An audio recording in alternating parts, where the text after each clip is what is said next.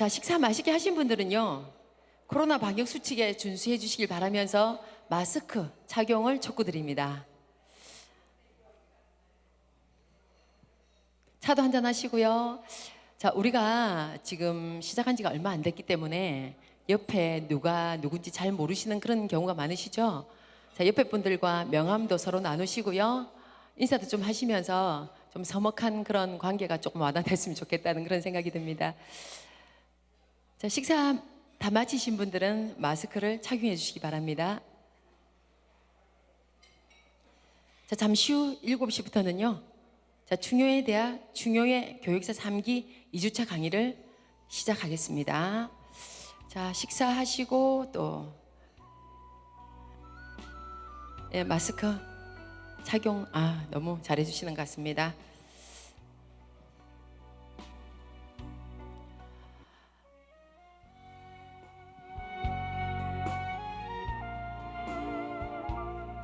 자, 지난주에 우리 강의 들었던 게 저는 생각이 나는데요. 사람을 만나면 역지사지, 역지사지를 생각하라 라고 하셨고요. 그리고 인간관계가 굉장히 좋으신 분들이 오래 사신다고 해요. 성질 들어본 사람은 인간관계가 굉장히 안 좋은 그런 관계로 아마 오래 못 사시는 것 같습니다. 오래 사시려면 인간관계를 잘 하셔야 될 것 같아요. 그리고 나는 행복합니다, 나는 행복합니다 라고 계속 말을 하라고 하시더라고요. 그래서 일주일 동안 저는 역지사지, 그리고 나는 행복합니다 라는 이 말을 계속 실천하면서 또 다른 분들에게도 전해드리면서 그런 멋진 계기가 되었던 것 같아요. 자, 여러분들은 혹시 저번 주 배우신 강의 생각나세요? 아이고, 대답이 다 있으시네요.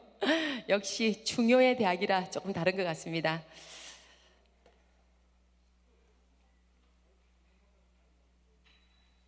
자, 옆에 분들 보시면서 인사 조금 나누셨어요? 조금 그 강의 시작하기 전에 옆에 분들과 인사 한번 나누면서 그렇게 좀 하도록 하겠습니다. 자, 옆에 분 보시면서 악수도 좀 하시고요. 반갑습니다. 안녕하세요. 오늘 소중한 시간 함께 해주셔서 감사합니다. 이왕이면 칭찬도 한마디 해주시면 고맙겠습니다. 잘생기셨네요. 예쁩니다. 라고 하시면서, 그죠?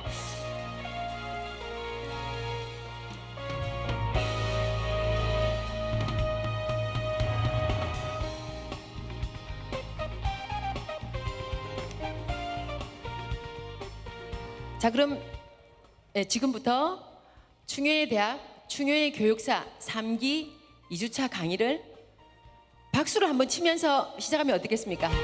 박수 부탁드립니다. 자, 박수가 소화를 시키는데도 그렇게 좋다고 합니다.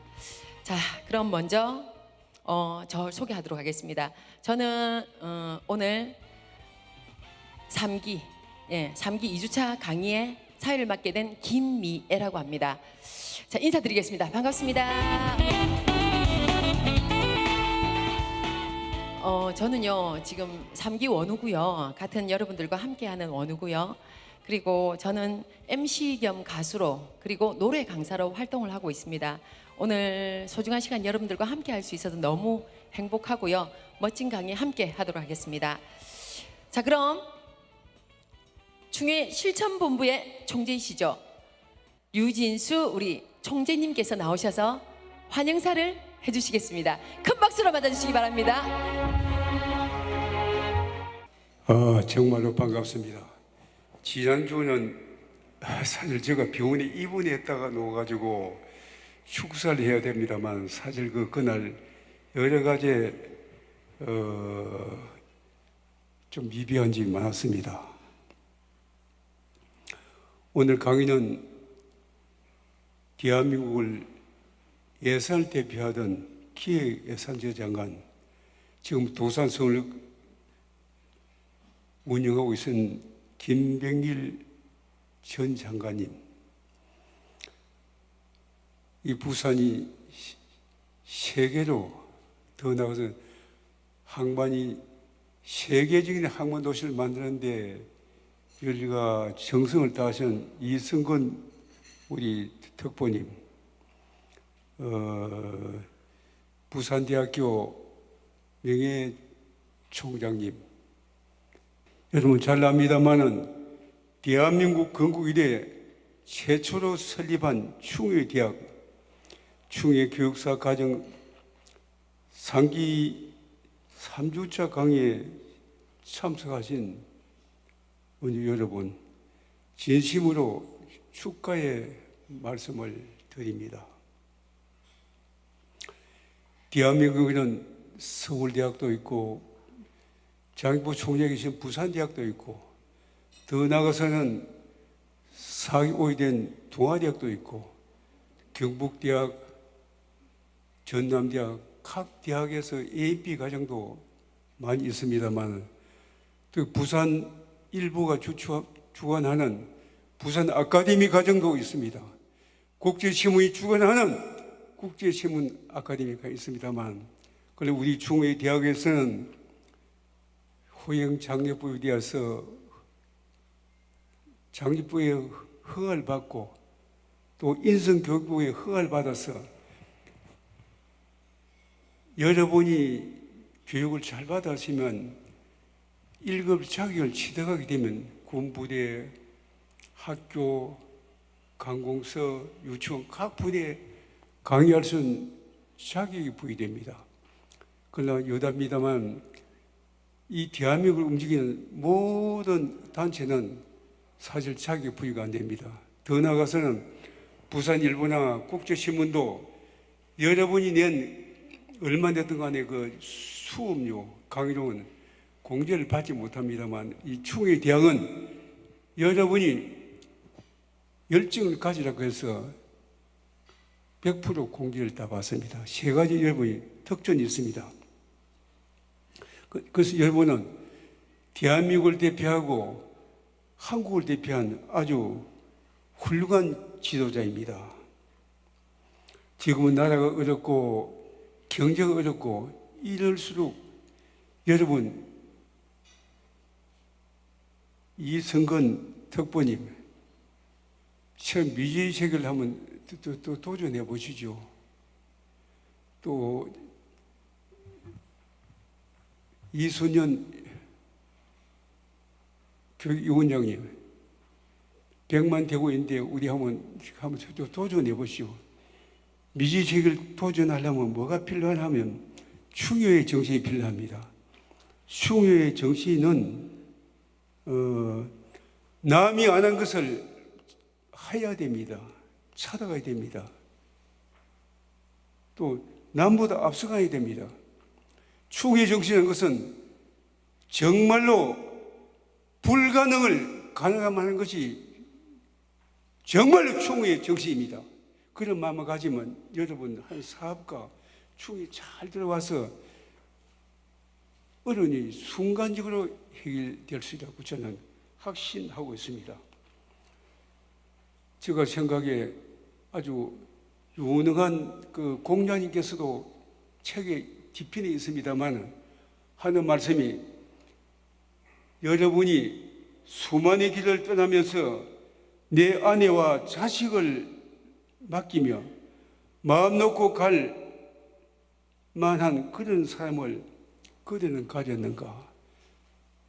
오늘 이 자리에 백념이 참석 여러분 앞에 말한 내 아내와 자식을 맡기며 마음 놓고 갈 만한 그런 사람을 그대는 가졌습니까? 그 가진 사람들 보십시오. 서울에 우리가 인생을 살아가다 보면 여러 가지 어려움이 많습니다만 망망대해 내가 탔던 배가 침몰하는 그 순간 하나밖에 없는 구명대를 서로 양보하며 너만은 제발 살아서 내가 못한 꿈을 이루다고 말할 수 있는 진정한 친구를 여러분 가졌습니까? 그러니까 전합 사람들 보시도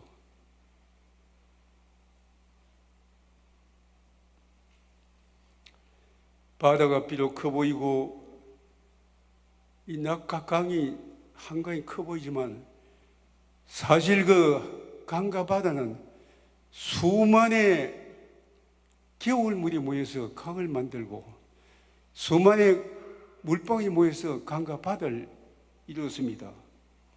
여러분, 한 사람 한 사람이 충에 대한 연구와 열정이 모여서 충의 사상이 실천을 이루는데, 여러분, 상기 여러분께서는 여러분이 상기를 추천하자고 약속을 한 일을 아직까지 50밖에 약속을 못 지켰습니다. 여러분께서 반드시 지켜야만이 그 충의 사상이 좀 들어갑니다. 그래야 일이 잘 됩니다. 그 약속을 지키기를 다시 한번 부탁을 드리겠습니다.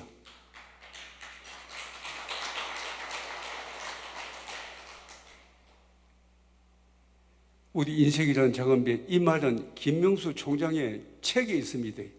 책에 있는 걸 내가 가져왔습니다. 뭐라고 썼나 하면, 아무리 비가 내려도 가야 할 곳이 있는 새는 하늘을 날고, 아무리 눈이 쌓여도 가야 할 곳이 있는 사슴은 산을 오르고, 아무리 길이 막혀도 가야 할 곳이 있는 물고기는 그새 물줄기를 세차게 거슬리고 올라간다고 합니다. 여러분, 가야 할 곳이 있다면 태풍이 불어도 바람이 쳐도 눈보라치도 얼음이 쬐도 힘차게 충의 정신으로 전진해 나가십시오. 더욱 앞에도 다시 이야기됩니다만, 충의 1급 지도 자격을 취득하기 위해서는 여러분의 시간과 노력을 투자하지 않고선 목적을 달성할 수 없습니다. 우리 복지TV에서는 10억을 들여서 여러분의 프로그램을 어떤 데 어디 가서도 할 수 있도록 준비해 두었습니다. 충의 대학에서는 대한민국의 지도자가 반드시 갖춰야 할 충의 리더십에 대하여 함께 연구하고 수련하여 충의 사상을 실천하고 전파하는 진정한 지도자 교육을 하고 있습니다. 학문 연구에 대한 가치가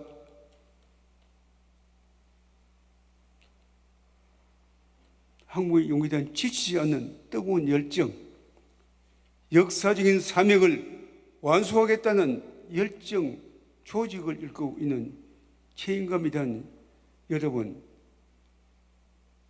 반드시 그러한 용기와 희망이 있어야 될 겁니다. 여러분, 우리 아기가 탄생할 때는 10개월 이상 걷고 때 새 생명을 탄생하지요. 아들 고통이 따르지 않으면 아들 깔 수 없습니다.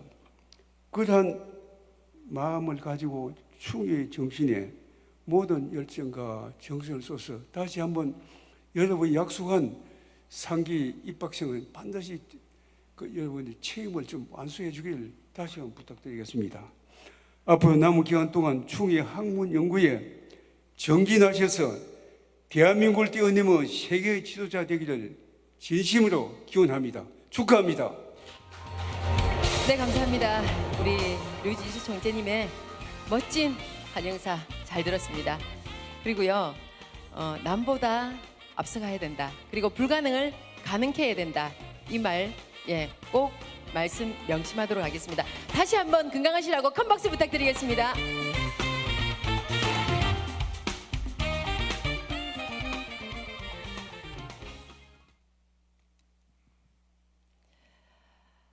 오늘 21세기 선비정신이라는 주제로 특강을 해주실 전 기획예산처 장관, 도산서원, 선비문화원 이사장이신 김병일 교수님을 김명수 총재님께서 멋지게 소개하겠습니다.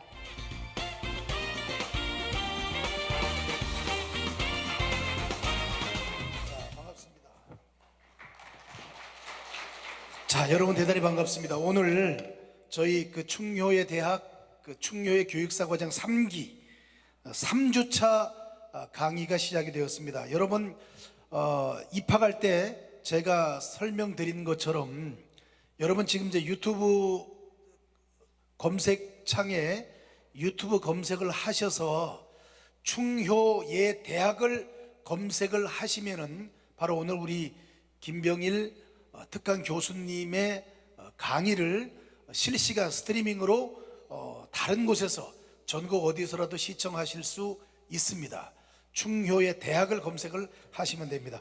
오늘 김병일 특강 교수님은 34년 동안 경제관료로 봉직을 하셨습니다.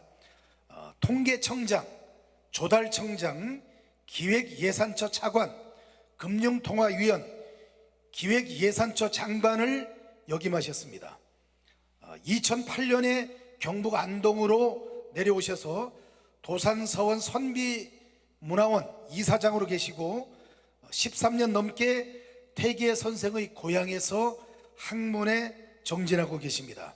그 사이 한국국학진흥원 원장, 21세기 인문가치포럼 조직위원장, 영남대학교 석자 교수 등을 역임하며 국학진흥과 인문가치 고향에 기여하고 계십니다. 그동안 대부분의 시간을 퇴계 선생이 소유하던 계산과 도산을 새벽마다 거닐며 선생이 소원했던 착한 사람이 많은 살기 좋은 대한민국을 그리면서 지금 도산서원에 계십니다. 2019년부터는 450년 전 퇴계 선생께서 벼슬에서 물러나 마지막으로 귀향했던 한양에서 도산까지 800리길을 14일 동안 걷는 퇴계의 구도의 길을 세상에 제시하고 계십니다. 주요 저서로는 고객을 위한 변화는 아름답다, 퇴계처럼 조선 최고의 리더십을 만나다, 선비처럼 퇴계의 길을 따라라는 주옥 같은 저서를 갖고 계십니다. 오늘 여러분을 위해서 우리 충효대학 3기 멋진 특강을 해주실 김병일 교수님, 여러분 뜨거운 박수로 환영해 주시기 바랍니다. 예, 방금 과분한 소개를 받은 김병일입니다. 오늘 제가 이 자리에 와서 들어보니까 제가 배워야 될 것이 아닌가 이렇게 생각을 할 정도로 우리 충효의 대학이 지향하는 가치는 정말 제가 고개가 숙여졌습니다. 우리나라의 처음은 아마 세계에 유일하다고 생각이 됩니다. 이 충효예를 지향하는 이런 야간 대학에 참여하신 여러분들은 정말 뭐라고 존경을 해도 수사가 부족하리라고 생각됩니다. 일하시고 저녁에 나오셔서 이렇게 공부하시는 것도 주경야독도 아주 의미가 있는데 그 공부가 충효의 대학, 다시 말해서 공자도 퇴계도 평생토록 공부하면 즐겁다고 한 바로 그 위기제약 중에서 가장 핵심인 충효예를 여러분들이 익히시기 위해서 이 자리에 계시다는 데 대해서 저는 감히 제가 지금 14년째 도산에서 하고 있는 거하고 좀 동질성을 느끼기 때문에 아주 짙은 동지감으로 오늘 이 시간 여러분에게 말씀을 드리고자 합니다. 제가 지금 말씀드리고자 하는 퇴계 선생은 500년 전의 분이십니다. 지금 우리 국민의 97%가 다 알고 있습니다. 왜 알까요? 그건 바로 높은 학문뿐만 아니라 그 이상 되는 훌륭한 삶을 살아가면서 존경을 받았기 때문에 500년 동안 그 존경이 계속 이어지고 있는 결과다. 바로 퇴계 선생은 바로 살아가는 그 자체가 충효예를 핵심으로 한 인격 수양의 공부였습니다. 우리가 세상에 어떤 일을 하려도 자기 자신이 수양이 되고 그래서 자기가 있는 가정이 평화롭고 그리고 나서 이웃과 사회로 나가면서 모든 하는 행동이 올바를 때 존경을 받게 된다는 너무나 평범한 순서, 이것을 철저하게 지키면서 살아가신 분이기 때문에 이 시대에 사는 누구한테든지 다 적용될 수 있는 모델이라고 생각되는데, 특히 충효예를 추구하시는 여러분에게는 바로 가까이서 들려줄 수 있는 그런 말씀이 많이 계실 거다, 이렇게 소개를 드리면서 준비된 말씀을 드리도록 하겠습니다. 저도 이거 마스크를 이렇게 하니까 조금 답답한데, 여러분 어떠세요? 제가 이만큼 거리 떨어졌으면 벗어도 되겠습니까? 예, 감사합니다.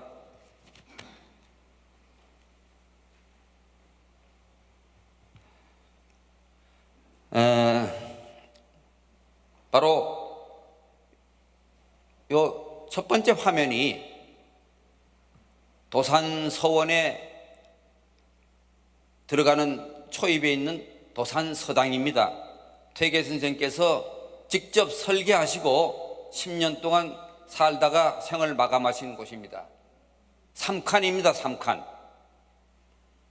그리고 산 너머에 그분의 정신을 세상 알리려고 도산서원 선비문화 수련원이 20년 전에 설립이 됐는데, 그 도산서원에 수련원에 모셔져 있는 퇴계 선생의 동상인데, 그 동상 옆에 퇴계 선생의 소원, 나의 소원은 이 세상에 착한 사람이 많아지는 것이다 라는 것을 적어놓고, 그 반대편에 그럼 착한 사람이란 어떤 사람을 얘기하느냐? 21세기의 착한 사람은 바로 여기 제가 손으로 가리키겠습니다. 바로 충, 효, 이것을 기본으로 하는 사람이 오늘날의 착한 사람이다 라고 우리 수련회 지금 동상 옆에 모시고 있는데, 제가 여기 오면서 충효회라고 하는 데 대해서 얼마나 동지감을 느꼈는지 하는 것을 이해해 주시라고 봅니다. 오늘 말씀드릴 순서는 우리가 뭘 하려면 우리가 발을 디디고 있는 이 사회가 어떤 사회인가 하는 걸 먼저 살펴보는 것이 바람직하다. 물질적으로는 굉장히 풍요롭지만은 정신문화적으로 우리가 어떤 세상을 지금 살고 있는지 그걸 한번 살펴본 다음에 이것을 그대로 둘 수는 없다. 나도 문제고 우리 사회도 문제다. 고치려면 어떻게 하느냐? 선비정신을 제가 제시를 하는 겁니다. 그리고 기왕이면 선비 중에서도 제일 대표적인 선비, 제일 존경받던 선비를 우리가 등대로 놓고 항해할 때 바르게 갈 수 있지 않을까 해서 퇴계 선생의 삶을 말씀드린 다음에 500년 지난 오늘날에도 이곳 도산에서 퇴계가 뿌린 향기가 어떻게 지금 나타나고 있는지, 마지막으로 이 자리에 계신 부산 지역 리더 여러분들이 어떻게 실천하셔야지만은 뜻을 얻을 수 있든지 그 순서로 말씀드리겠습니다. 지금 우리는 물질적인 측면과 정신문화적 양 측면으로 놓고 볼 때, 물질적으로는 눈부신 발전을 했어요. 이런 것이 가능하려면 원동력이 있을 겁니다. 생산 요소 중에서 자원과 자본은 하나도 없었다는 것은 우리 너무나 잘 압니다. 나머지 생산 요소인 사람, 이 사람이 아주 대단히 훌륭한 사람이었습니다.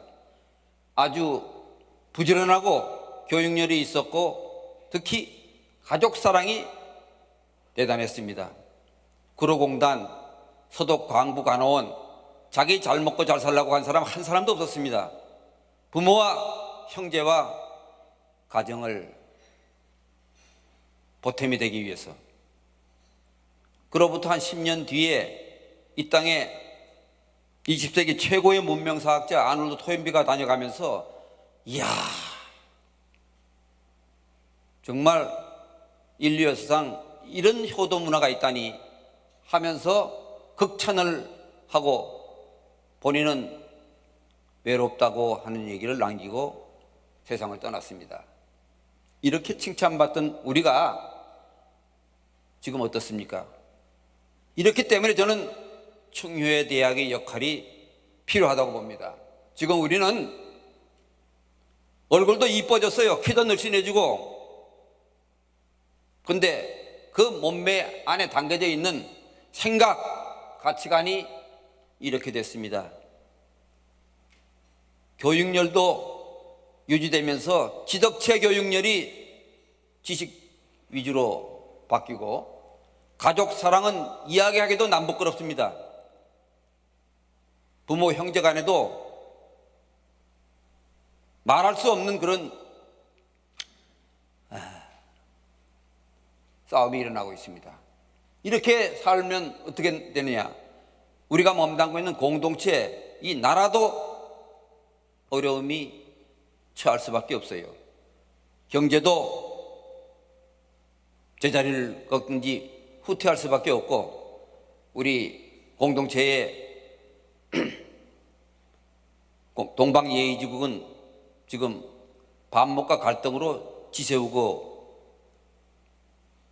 그 속에 사는 한 사람 한 사람의 국민들은 행복한 사람이 점점 줄어들고, 가장 불행한 사람이 택하는 자살률이 OECD 37나라 중에서 우리가 이 일을 지금 도맡고 있습니다.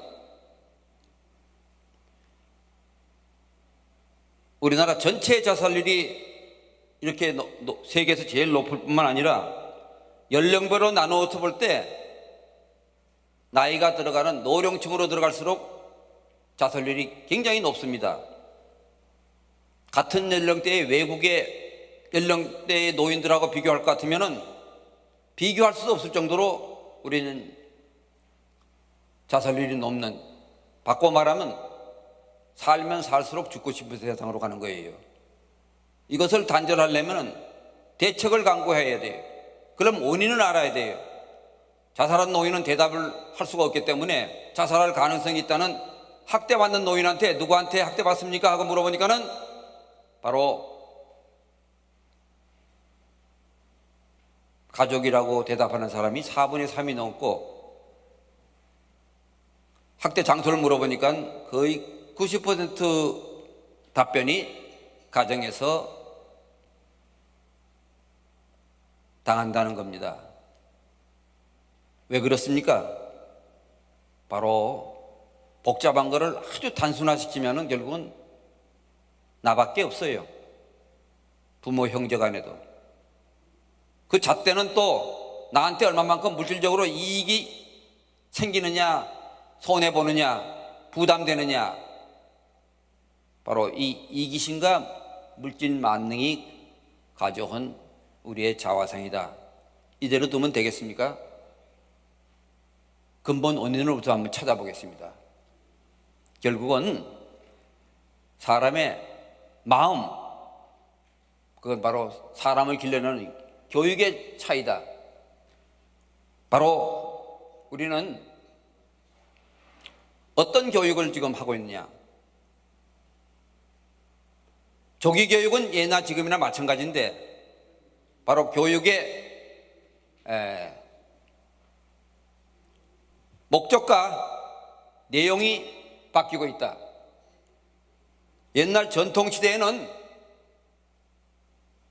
먼저 인성교육부터 시켰습니다. 돌 때 할머니 앞에 가서 여러 명이 같이 보살핌을 받는데, 너무 많은 손자녀들을 할머니 혼자서 일일이 다 먹여주고 입혀줄 수가 없어요. 방법을 알려주는데, 방법 알았다고 해가지고 바로 능숙하게 할 수 있는 나이가 아니죠.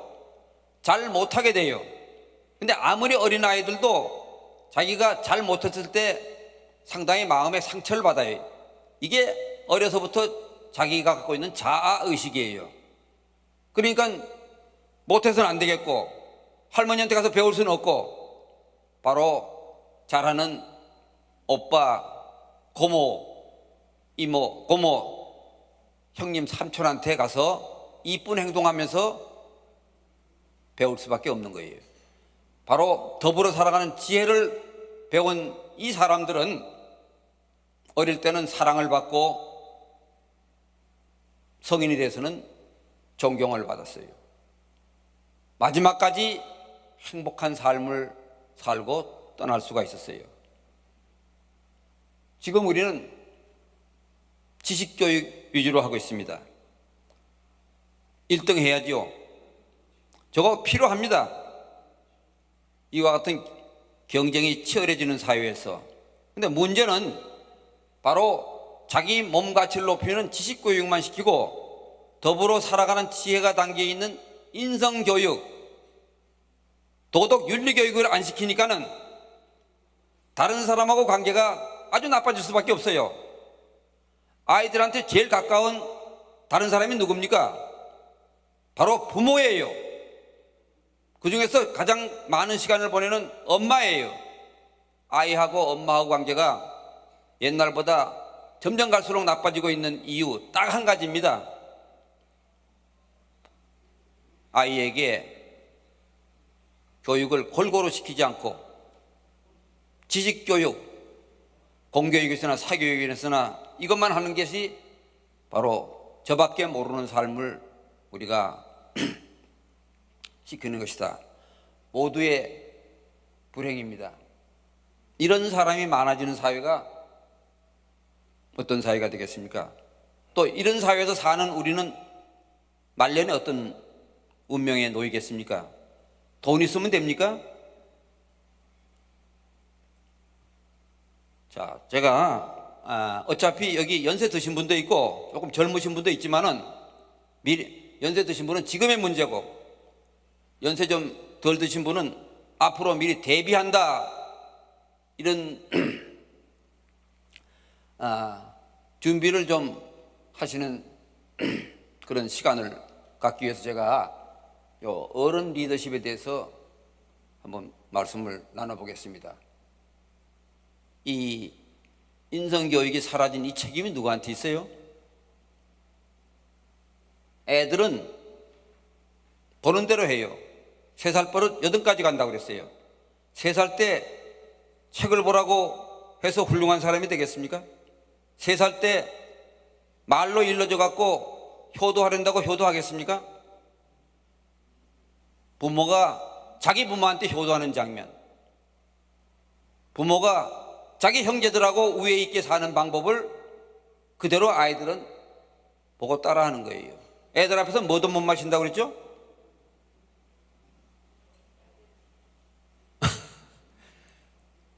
바로 어른들은 그러면 애한테 뭘 요구했습니까? 착한 사람 돼야 된다 이겠습니까? 바로 지식, 성취, 우리가 바른 인성을 알려주지 못했어요. 그래서 이 책임은 어른에게 있다, 리더에게 있다 이렇게 생각을 하는 순간서부터 우리는 바른 길을 찾아서 갈 수가 있다. 공자님 말씀 중에 이런 구절이 있어요.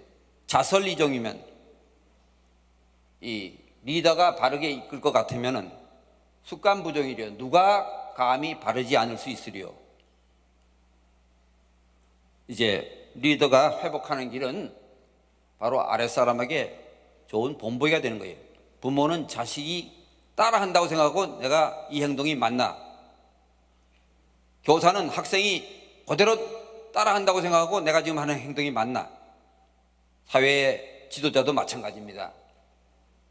그러려면은 어른부터 공부를 해야 됩니다.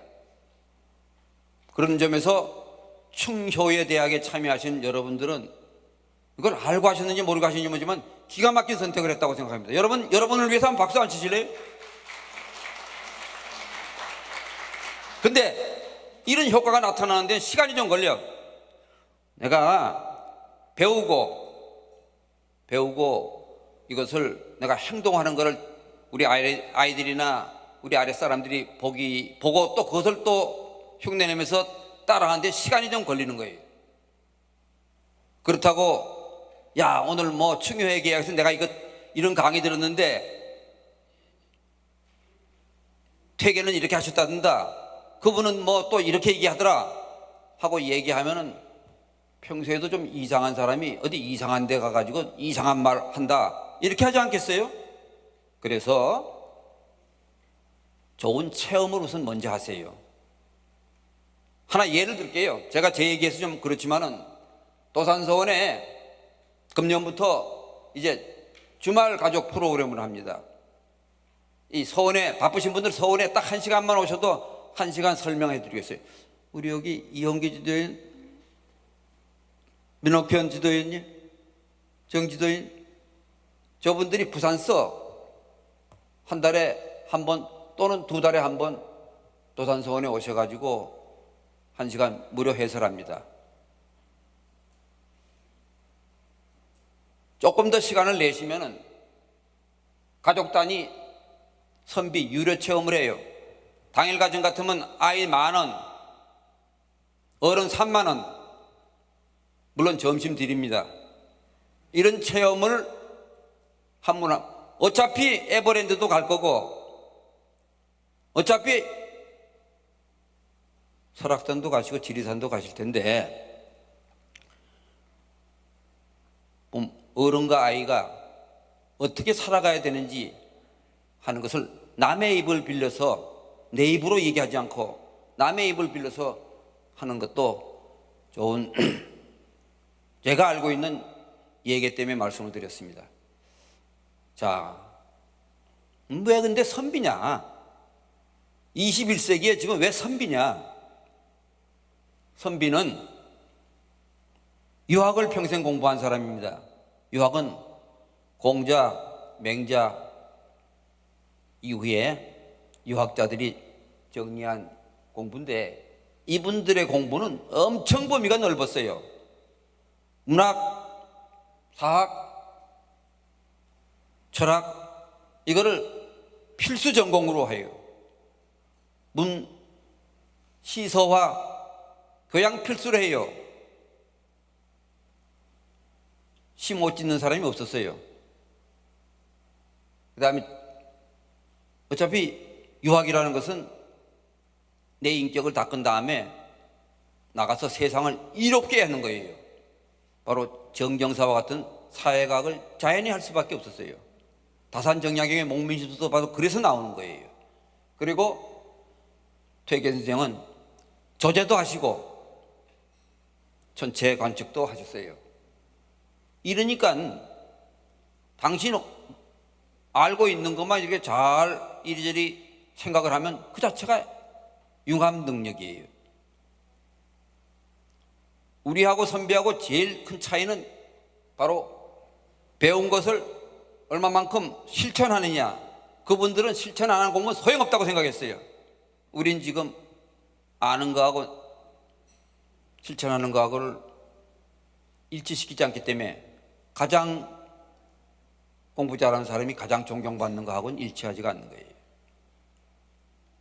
그리고 이 선비라고 얘기할 때 그래도 지금 좀 이 떨떠름한 생각이 남아있다면 그거는 바로 양반하고 선비하고를 구분하지 않는 데서 오는 점이 없지 않아 있을 거다. 그래서 제가 양반하고 선비하고를 한번 좀 구분해 보겠습니다. 양반은 신분 계층입니다. 문반, 무반 합쳐서 양반입니다.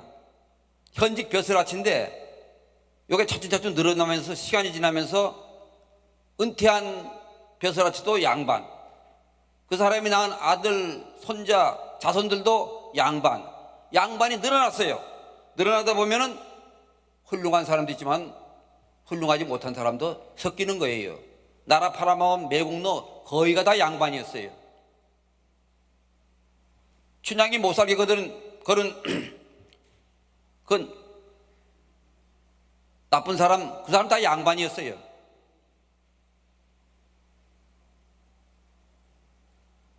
바로 양반 잘못 배웠다 큰일 납니다. 우리가 배우자고 하는 선비는 바로 인격체예요. 양반 중에서도 두 차례 걸렸어요. 지식도 있고 도덕성도 있고, 또 그냥 있기만 하면 안 돼요. 의리와 범절 있게 행동을 해야 돼요. 바로 아는 것과 행동을 함께하는 지행병진, 이런 참 선비, 이 사람들을 우리는 배우자는 겁니다. 유학 공부하면서도 가렴 주고 하는 썩은 선비가 돼서는 안 되는 거고, 뒤로 호박씨 가는 그런 가짜 선비가 돼서는 안 되는 거고, 참 선비, 제일 뚜렷한 선비, 이런 선비를 우리가 배우자는 겁니다. 우선 제가 선비 정신을 주관적으로 이렇게 얘기하기가 좀 죄송스러워서 요즘 선비 정신과 관련되는 몇 가지 객관적인 사실을 한번 얘기해 보겠습니다. 첫째는 지금부터 33년 전 1988년도 프랑스 파리에서 노벨 과학부문 수상자들이 모여가지고 이 얘기를 하다 보니까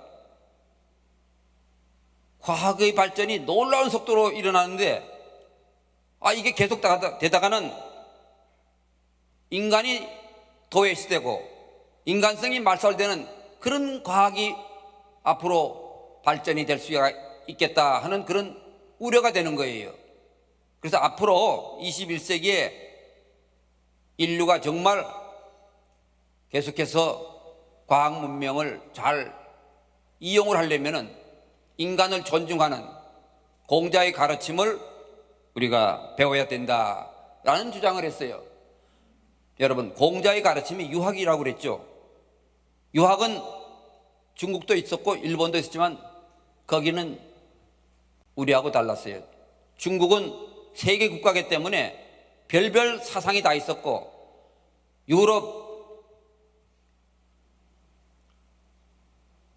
중동으로부터 엄청난 사상이 용광로처럼 들어와서 있었어요. 일본은 본래부터 힘센 사무라이가 일본을 다스리는 그런 나라였습니다. 우리 나라의 바로 유학자 선비들이 저것을 아주 가장 공부하고 실천한 분이다. 이렇게 볼 때 우리는 우리의 선비들의 삶을 다시 한번 되돌아봐야 되지 않을까, 이렇게 생각을 합니다.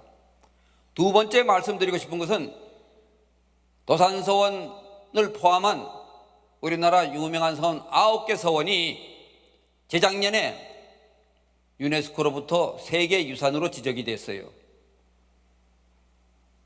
우리 국민들이 잘 이해가 안 되죠. 우린 서원을 아는 사람이 별로 없잖아요. 교회나 사찰에 비해서. 또 조금 아시는 분들은 서원의 역기능만 알잖아요. 서원의 순기능이 바로 이 유네스코 전문가들한테 꽂혀가지고 탁월한 보편적 가치가 있다 이러면서 세계유산으로 지정을 했어요. 탁월한이 뭐냐? 우리나라에만 있다는 거예요. 보편적 가치가 뭐냐? 그 당시 우리나라뿐만 아니라 오늘날까지 우리나라뿐만 아니라 세계 만방의 동서고금을 막론하고 필요한 그런 역할을 하던 곳이다. 왜? 바로 선비를 양성하던 민간 학교이기 때문에, 사립학교이기 때문에. 선비란 바로 자기 출세를 위한 것이 아니고 이 사회를 도덕사회로 만들기 위해서 솔선수범하는 사람들이라고 생각을 해서 저분들은 세계유산으로 지정을 했다. 세 번째는 더 가까운 얘기입니다. 작년 초부터 지금도 지금 우리 마스크를 하면서 있을 정도로 코로나19 속에서 우리는 지금 이렇게 지내고 있는데, 작년 2, 3월 달에 우리나라에 확산될 때 우리나라 사람들 세계 150, 60개국에서 오지 말라고 입국 금지를 할 정도로 그렇게 세계인으로부터 따돌림을 받았는데 한두 달도 안 지나서 유럽, 미국, 세계 선진국들이 전부 다 우리보다 적게는 수십 배, 많게는 100배 이상 확진자가 높습니다. 그 차이가 뭘까요? 그 사람들은 자유와 개인의 사생활을 굉장히 중시합니다. 우리는 다른 사람과 우리 전체 공동체를 위해 가지고 참을 줄 아는 거예요. 다른 사람을 배려할 줄 아는 거예요. 이것이 바로 이런 도덕적 가치가 바로 선비정신과 매우 유사하다. 우리가 상당히 많이 옛날에 비해서 사그라졌지만은 일단 유사시에 우리는 다른 어떤 나라보다도 도덕적인 선비정신을 실천한다. 그래서 우리는 희망을 가질 수가 있다. 감사합니다. 자, 그러면은 선비 중에서 제일 대표적인 선비 퇴계선생은 어떻게 살아가셨나? 퇴계선생의 삶은 정말 넓고 아까 뭐 의학 천문까지 하셨다고 그랬습니다. 그 굉장히 깊습니다. 그래서 그 넓고 깊은 것을 제가 감히 어떻게 얘기를 하겠습니까? 제가 64살에 처음 가가지고 도산에 가서 이것저것 들으면서 제가 느낀 것을 지금 얘기할 수 있을 뿐이에요.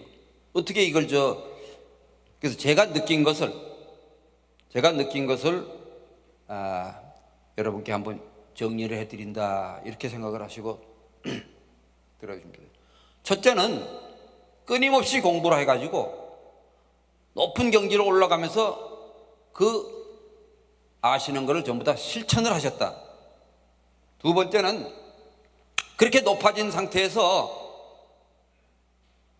인간을 더욱더 사랑하고 더욱더 모범적인 삶을 사셨다.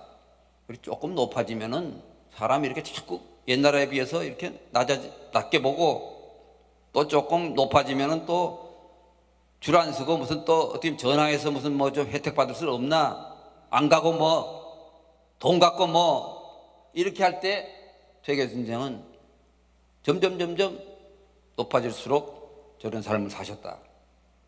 세 번째, 이건 앞에 1번, 2번보다 더 독특한 건데 1번, 2번은 비슷한 속에서 높아졌다면 3번은 정말로 다른 사람과 완전히 다른 삶을 사셨다. 사명감이 정말 남달랐다.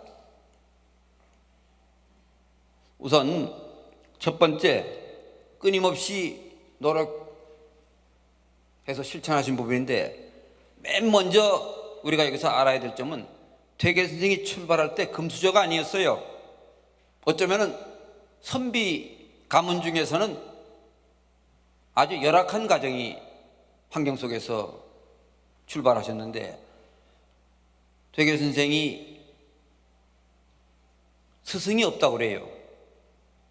유치원에 해당되는 천자문 가리키는 시골 노인은 계셨고 중고등학교 가정에 해당되는 논어를 가리킨 작은아버지는 계셨지만은 우리나라 최고의 성리학자, 세계에서 인정을 받는 대학자 퇴계선생을 이끌어준 선생은 없었어요.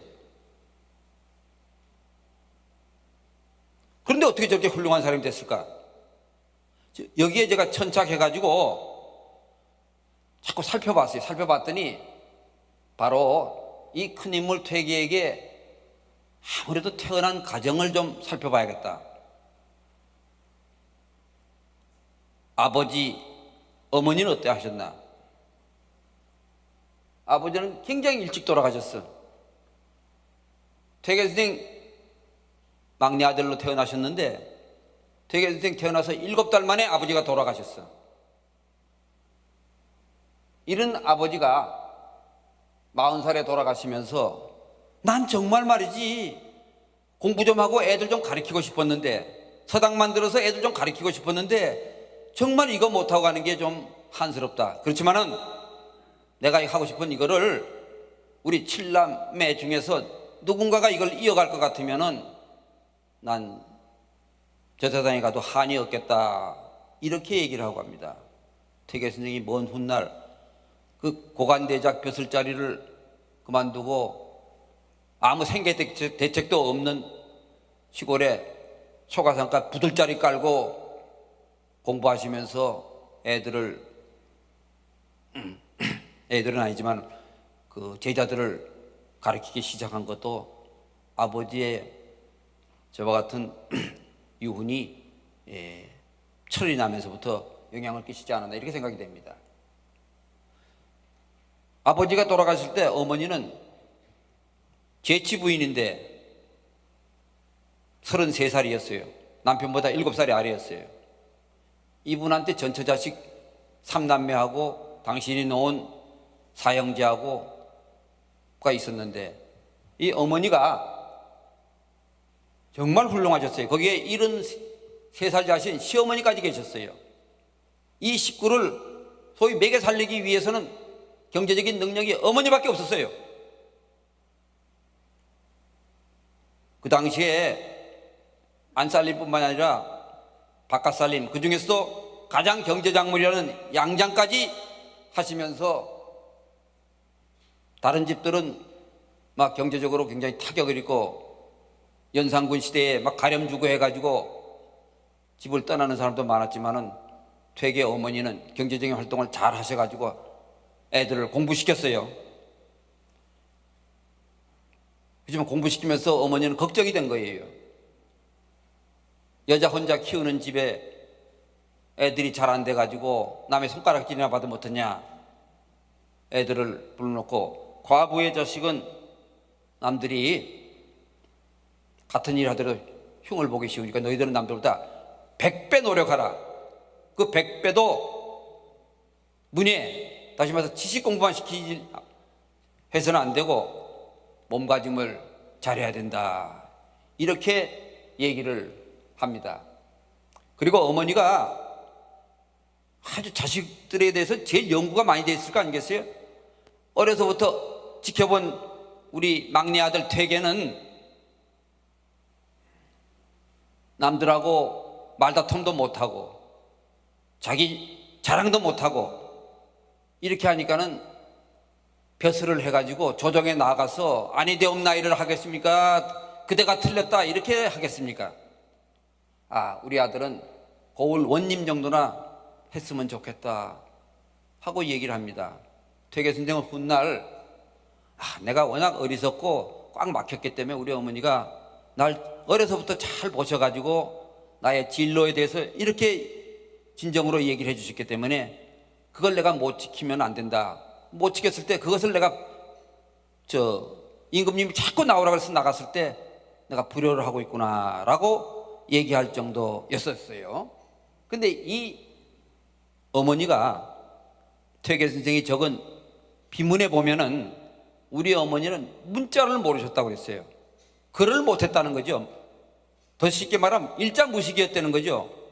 그렇지만 아버지의 가정에서의 훈도와 형제들의 글 읽는 소리를 들으면서 어느 누구 선비 못지 않았다. 다만 내색을 안 했을 뿐이다. 여기서 제가 꼭 드리고 싶은 말씀은 훌륭한 아들, 훌륭한 자녀를 두기 위해서 부모, 특히 어머니가 무슨 역할을 해야 되느냐.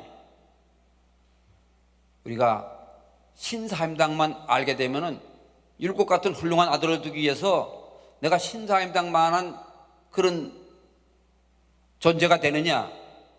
되게 어렵다고 생각했을 때 어떻게 하겠어요? 공부하라 다그치는 거고, 돈, 정보 여기저기서 얻으려고 혈안이 되는 거 아니겠어요? 저는 신사임당이 아니라 퇴계 어머니를 우리가 벤치마킹 하자. 저렇게 문자도 모르시고 안 살림 바깥 살림 하는 것 때문에 정말 자식 돌볼 수도 없는 저분이 올바른 행동을 하니까는 자식들이 그 어머니를 보면서 훌륭한 사람이 됐고, 훌륭한 다음에 바로 어머니에 대한 효심이 지극한 아들이 됐다. 태계 같은 훌륭한 사람이 정말 500년 만에 특출한 이런 분이 그런 어머니 때문에만 저렇게 훌륭하게 될 수가 있었겠어요? 저는 아니라고 생각해요. 바로 할머니, 할아버지 역할이 대단하셨다. 할머니는 며느님이 하도 지극정성으로 받들어가지고 93살까지 사세요. 그래서 막내 손자 퇴계가 21살, 22살 때까지 할머니는 사시면서 막내 손자에게 무릎 교육을 시켜요. 할머니가 무슨 얘기를 하겠어요? 할아버지 얘기하는 거예요. 태계 선생 태어나시기 13년 전에 돌아가신 할아버지, 그분은 어떤 분이셨나? 그분이 65세에 돌아가셨는데 이분이 30살 때 진사에 합격해요. 그래서 정식 벼슬 이전에 낮은 벼슬인 봉화 훈도, 지금으로는 봉화 초등학교 선생님으로 근무를 하게 돼요. 근데 그해 가을에 역사상 큰 정치적인 사건이 벌어져요. 수양대군이 어린 조카 단종을 몰아내기 위해서 주위에 있는 김종소 황보인 같은 그런 분들을 책사를 하는 거예요. 그리고 이어지는 왕이 뺏고 사륙진 사건 이후에 단종으로 유배했다가 금성대군 사건에 사약을 내리는 이런 일련의 과정을 보면서 이분은 벼슬을 포기하고 물러나는 거예요. 그 당시 사륙진도 있었고 생육순도 나옵니다마는 그분들은 다 단종과 면식이 있었고 그 아버지 문종의 고명을 받았고 그 할아버지 세종대왕의 사랑을 받은 사람들이에요. 근데 시골 학교 선생님 30살 먹은 태계 할아버지가 누구를 받겠어요? 누구의 부탁을 받았겠어요? 그냥 눈 딱 감고 다 벼슬 했어요. 물러나서 이분은 벼슬을 단념하고 단종에 계신 영월을 향해서 단을 쌓고 제를 올렸어요. 그리고 자제들에게 공부 열심히 하라는 것을 누누이 강조하시면서 시도 남기셨어요. 바로 퇴계가 그냥 다른 사람들한테 잘 대우해주고 뒤에 말씀드리겠습니다만 그거는 어머니한테 배웠어요. 그렇지만은 어떤 정치적인 사건에서도 가장 올바른 길로 서가지고 살아갈 수 있었다는 것은 할아버지의 저와 같은 대의와 충절, 그 영향이 지대했다, 이렇게 생각을 합니다. 바꿔 정리하면은 우리 가문이 제대로 된 가문이 되기 위해서 우리 아들이나 손자가 훌륭한 인물이 나와야 된다.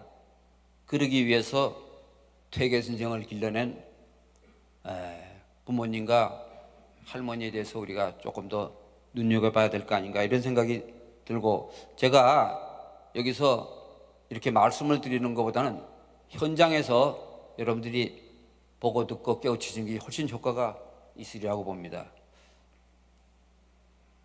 퇴계 선생은 이런 환경 속에서 공부를 아주 열심히 하시고 아주 디테일한 부분까지 하시고, 그리고 인격 공부를 먼저 하시고 아시는 것을 철저하게 실천을 하셨다. 두 번째는 아까 말씀드린 대로 높아질수록 사람을 사랑하고 바르게 살아갔다. 특히 퇴계의 이 사랑 중에서 가장 대표적인 게 가족 사랑입니다. 가족 사랑. 보통 바깥에서 유명한 사람이 된 남정네들 집에 가가지고 하는 사람으로 연속극 드라마에도 많이 나오고 그럴 때 아주 우리도 뭐 그렇겠다 하는데 퇴계는 정반대였습니다. 둘째 부인 안동건 씨가 정신이 좀 혼미해갖고 엄청 사고를 많이 쳤어요. 그런데도 한 번도 야단을 치지 않고 감싸 안았어요. 예를 들면 가장 성스러운 자리가 제사상 차렸을 때 아닙니까? 제사상 차렸을 때 과일이 뭐 하나 또르륵 떨어지면은 아이고 죄송합니다 하고 올려놔야 되는데 그걸 얼렁 나 안 보냐 해가지고 치마 속에 감추는 거예요. 누가 안 받겠어요? 야단을 치면 선생이 제가 타일르겠습니다 하고 데리고 나와서 왜 그랬어? 먹고 싶어서 아유 그러면 내가 깎아드리다. 깎아주고 나서는 다음부터 먹고 싶으면 나한테 미리 얘기하세요. 내가 챙겨드릴게요. 이렇게 얘기를 한 일화가 많이 남아 있습니다. 이상하죠? 이상한 건 우리네입니다. 왜 우리는 거기서 야단을 치죠? 모자란 그 사람을 위에서 칩니까? 내가 망신스럽다고 해서 치는 거 아니겠어요?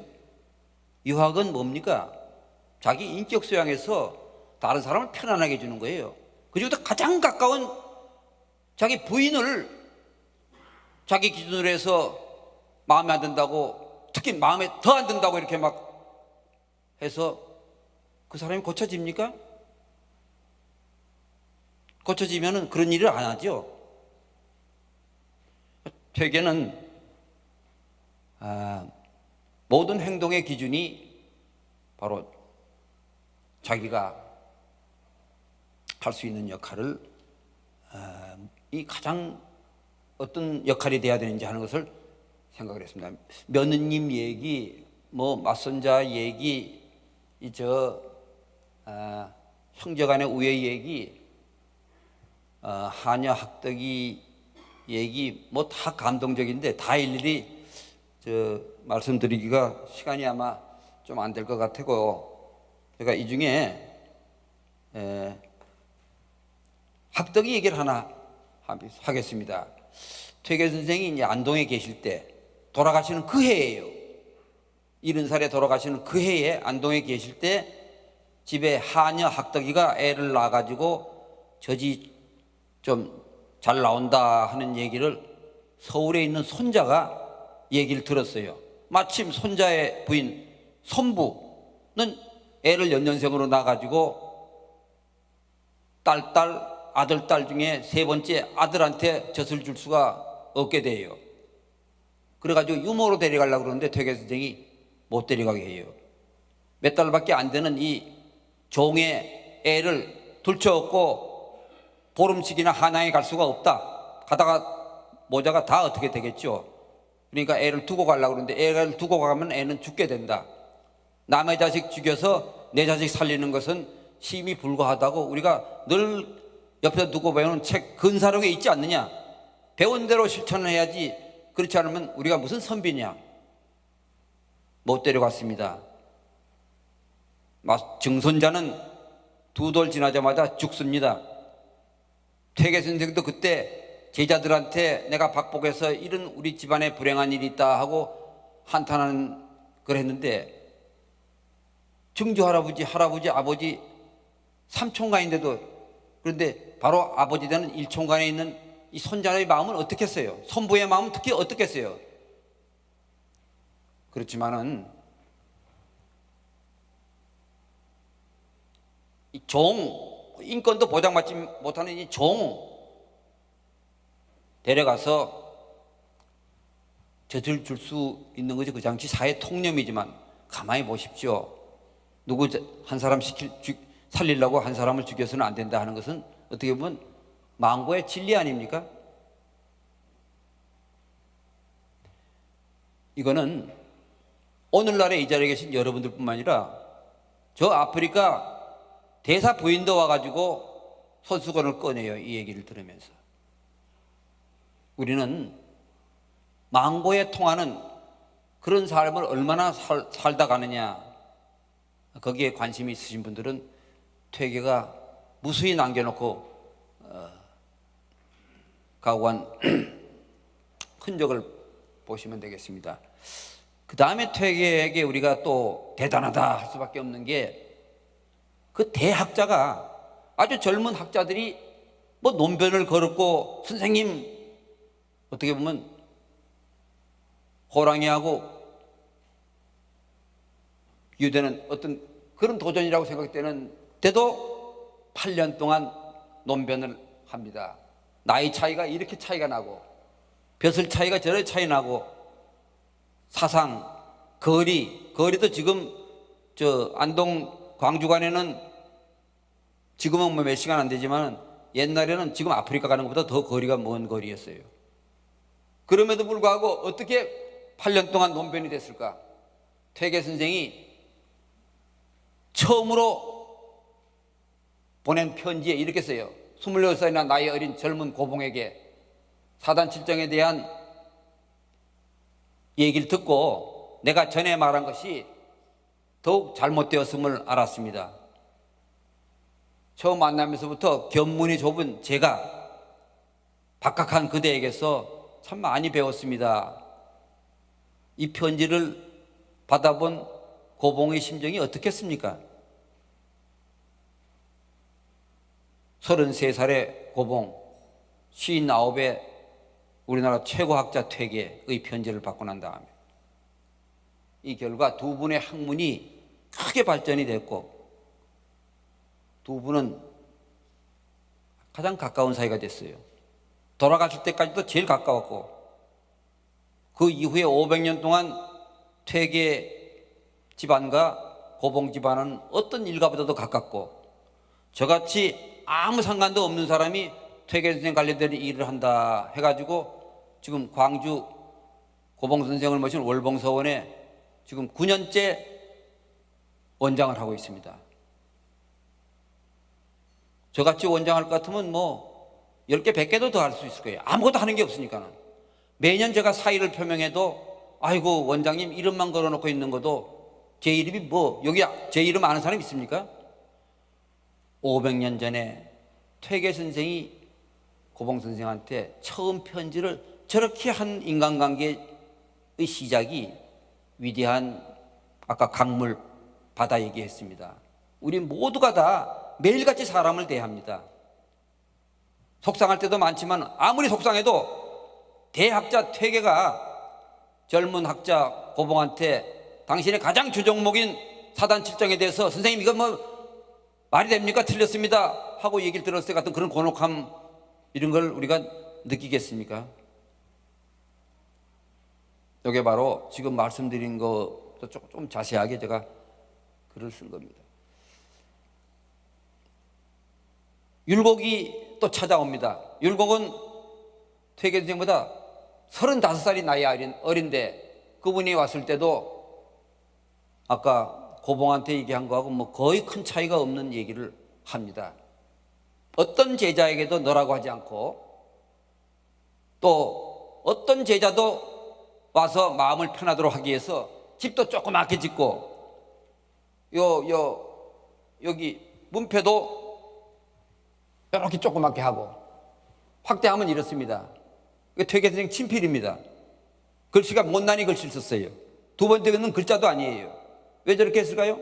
퇴계 선생 필체는 대학자기 때문에 글씨 잘 쓰는 명필이다 감히 무례해서 붙이지 않아서 그렇지 임진왜란 전에 경복궁 현판 글씨를 전부 퇴계 선생이 썼어요. 이런 정도 쓰시는 분이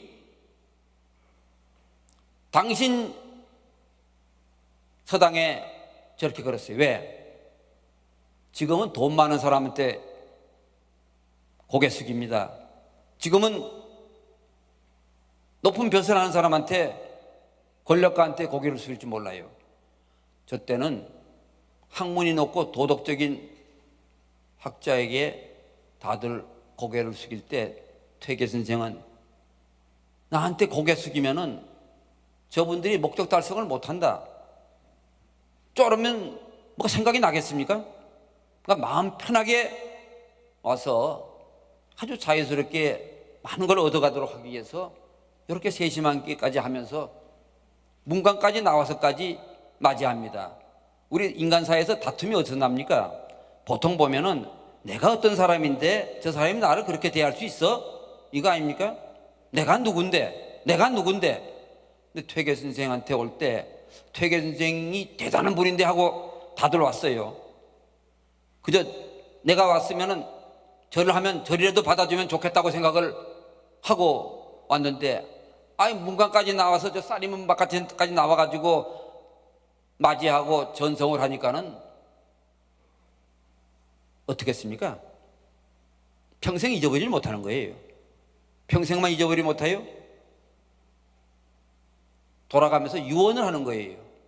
지금 500년 지난 지금도 이분들의 제자들의 후손들이 이 퇴계 선생을 존경하는 이 도운회라는 모임을 갖고 지금도 1년에 여러 차례 모여서 배우고 존경합니다. 우리 집안을 일으키는 그 15대조를 만드신 분이다, 이렇게 생각을 하면서 제가 이렇게 얘기를 하다가 내가 퇴계 선생을 찬양하는 얘기하는 거 아닌가 이렇게 생각하실 수도 있을 거예요. 중간에 한번 말씀드린 것은 좀 외람되지만은 우리가 퇴계 선생 똑같이는 할 수 없지만은 아까 등대라고 말씀드렸습니다. 퇴계 선생을 등대 삼아서 내가 조금만 더 일어나서 인사하고, 조금만 더 나가서 맞이하고, 조금만 더 존댓말을 좀 하고, 조금만 더 뭐 하면은 그 방향으로 움직여지는 거고, 그 방향으로 움직여질 때 모든 사람이 나한테 대하는 것이 달라질 거고, 그랬을 때 진정한 충효예의 우리가 추구하는 이런 운동도 날개를 달지 않을까, 이런 생각이 들어서 중간에 좀 말씀드렸습니다.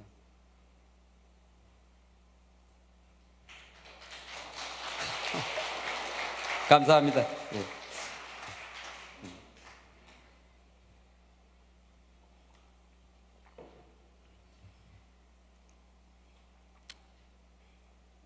퇴계 선생은 아주 바른 행실을 하셨다.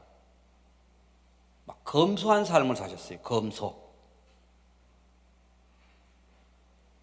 왜 검소했냐? 검소해야지 청렴할 수가 있다. 청렴은 공직생활에서, 일상생활에서 계속 청렴하게 했어요. 청렴이 뭐가 중요하지? 퇴계 선생이 아무리 학식이 높고, 퇴계 선생이 아무리 인간관계가 좋아가지고 다른 사람한테 존경을 받더라도 사칭한다, 돈 밝힌다 이랬으면 어떻게 됐겠어요? 끝이에요. 그리고 백성 입장에서 볼 때 나라 돈을 쓰는 관료가 절약하고 검소하고 청렴해야지, 우리를 사랑하는구나 이래서 진정으로 존경을 하게 되는 거지. 이건 뭐 꼭 뭐 공적인 관리뿐만 아니라 기업 하시는 분들도 거기선 큰 차이가 없습니다. 특히 다산도 가장 큰 꿈을 가진 사람은 청렴하라고 그랬고, 또 다산의 문민심서에 보면 제일 처음에 위생어 렴이라고, 위엄, 권위는 바로 청렴한 데서 생긴다라고 얘기를 했습니다. 조선시대 때는 청백리가 최고로 명예로운 자리였습니다. 요즘은 뭐 청년 공무원 하면 무슨 경찰에서도 하위직, 무슨 공무원도 하위직, 소방직도 하위직 뭐 이런데, 조선시대의 청백리는 거의가 다 최고 높은 자리예요. 황희정승, 맹사성, 퇴계, 서예, 오리, 청음, 조선시대에 내노라는 선비들은 다 청백리예요. 조선이 500년이 거저간 게 아닙니다. 마지막 150년을 남겨놓고 1100년을 선정을 못하는 거예요. 그때서부터 망국의 길로 가는 거예요.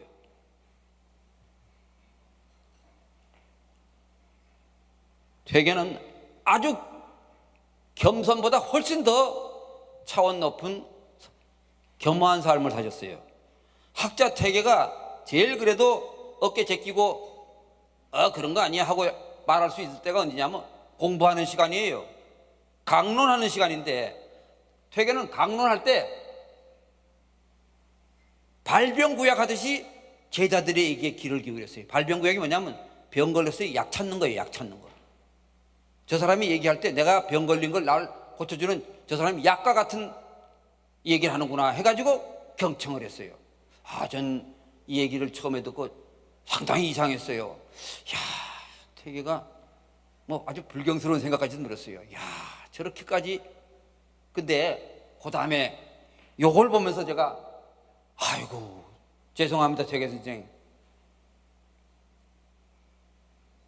불능 사기종인 자기를 버리고 남을 따라가지 못하는 것은 학자지 대병이야. 배우는 사람의 큰 병통이야. 천하지 의리가 무궁한데 천하의 옳고 옳은 진리 세계가 무궁무진해요. 제가 의사들이 하는 얘기 한마디도 못 알아들어갖고 처방전 가지고 약국 가다가 잊어버린 다음에 요 약 요거 항알게도 얘기를 못해요. 제가 그것만 모르겠습니까? 카이스에 가가지고 막 한마디도 알아듣겠습니까?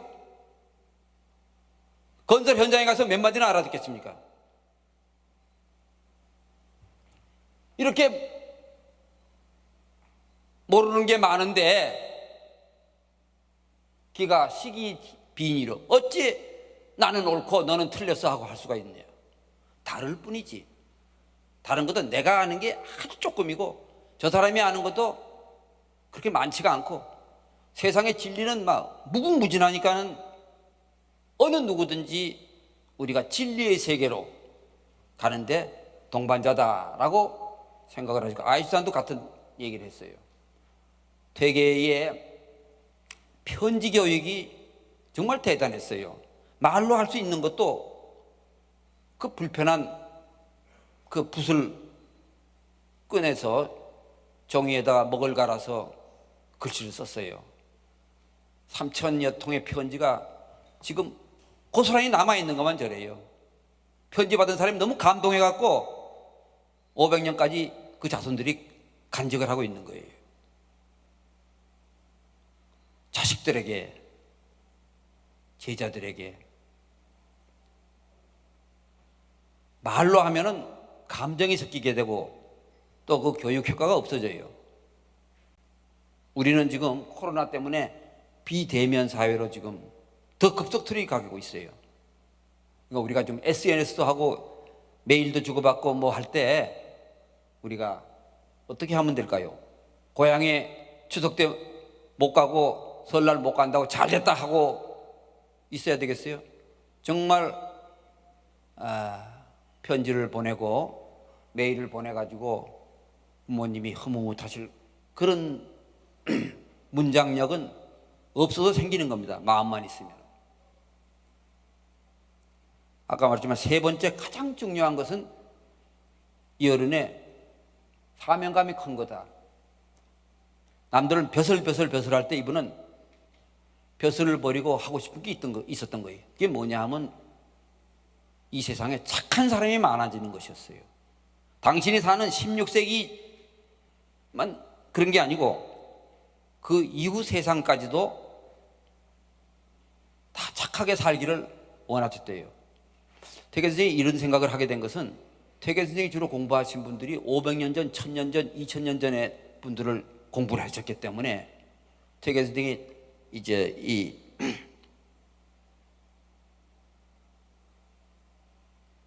그 지평선이 그렇게 넓었다고 생각됩니다. 이렇게 역할을 하시려면 벼슬 하면서 슬렁슬렁 할 수가 없습니다. 그 고향에 내려와야 해요. 임금을 설득해서 내려온 다음에 두 가지 일을 하시는데 하나는 서당에서 직접 가르치시는 거예요. 직접 공부하시고 가르치시는 거예요. 당시 다 한문이 공용 글자니까 한문으로 많은 저술과 시를 짓습니다. 그런데 한문 아는 사람이 10%밖에 안 돼요. 90% 일반 민초들은 착한 사람이 안 돼도 되겠습니까? 이 사람들을 위해서 태계 선생이 우리말로 된 도산 12곡 12곡을 지으시는 거예요.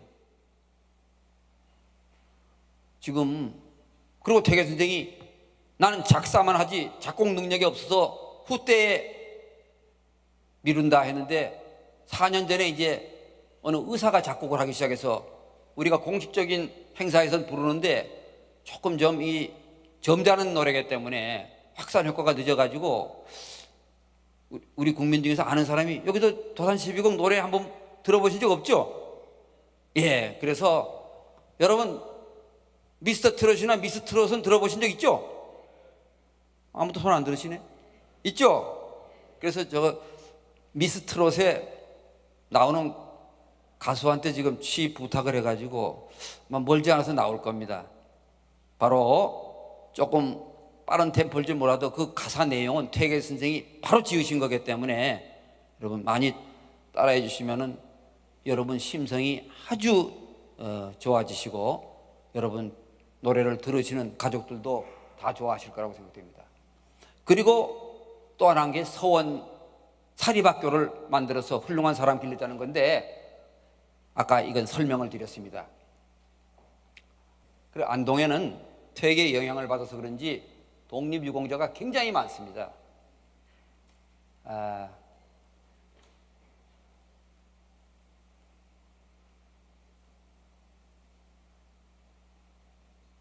그리고 오늘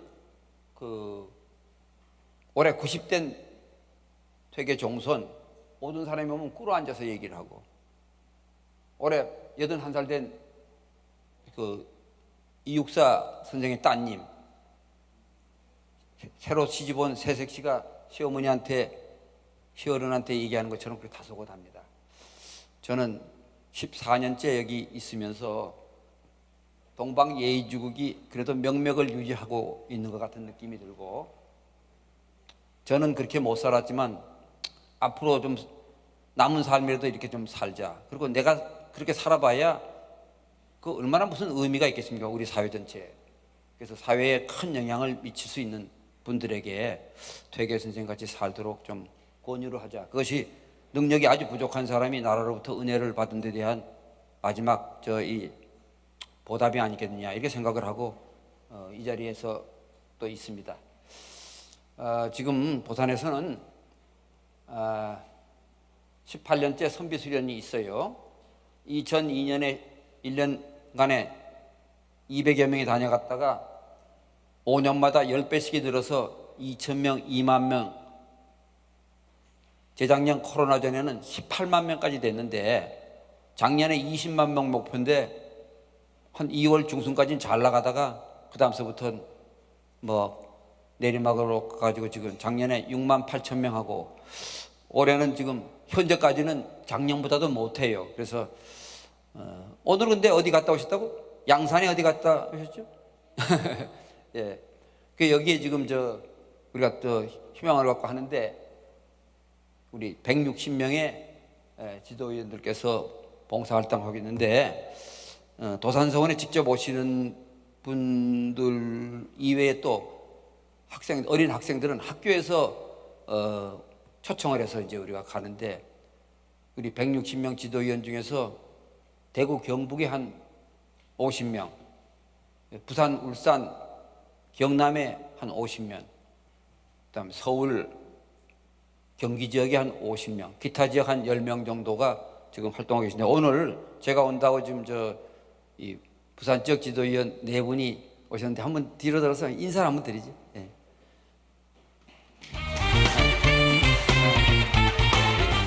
이분들이 다 부산 분들이십니다. 부산의 교육계에서 교장 선생님 지내시고 오신 분들입니다. 우리 수련회에서 여러 가지 중에서 한 가지 말씀드리려면 공수 인사를 우리는 철저하게 하고 있습니다. 옛날 우리 선조들이 하는 것처럼. 마침 코로나 시대에 우리가 이 마스크도 하고 손도 깨끗이 씻자 그러는데 손 씻고 나서 바로 다른 사람하고 악수하면은 무의식적으로 코로 가면 어떻게 되겠습니까? 코로나 되는 거죠. 그리고 퇴계에게서 우리가 배울 점 중에서 가장 대표적인 게 막 나서기만 막 하려는, 요즘에 나서려고 해가지고 얼마나 그 꼴불견이 많습니까? 그때 퇴계는 물러나서 위대한 인물이 되셨고 위대한 업적을 쌓으셨기 때문에 그 퇴계의 물러남을 우리가 한번 시연해보자 해서 마지막 물러남 서울 경복궁에서부터 도산까지 그 마지막 물러난 450년대는 재작년에 한번 했는데 너무 좋다고 그래갖고 매년 하기로 해서 작년엔 코로나 때문에 못하고 올해 소규모로 운영을 했습니다. 그리고 참석 못하는 사람에게 유튜브로 알렸고 또 언제든지 찾아갈 수 있도록 1년에 한 번씩만 아니고 언제든지 찾아갈 수 있도록 하기 위해서 그 인문답사서 퇴계의 길에서 길을 묻다 하는 이런 책을 냈습니다. 이 책을 보시면은 바로 서울 경복궁에서부터 도산서원까지 우리나라에서 제일 경치 좋은 남한강과 중령고개를 넘어서 가는 그 길을 할 수가 있습니다. 자, 이제 끝으로 이제 지도자 여러분들의 구체적인 실천인데 바로 가장 중요한 메시지는 말보다 몸으로 실천하는 것입니다. 공자님께서도 내 몸이 바르면은 지시 안 해도 따라 하는데 내 몸이 바르지 않을 것 같으면 지시 아무리 해봐야 아무도 안 따라한다. 두 번째, 이태자.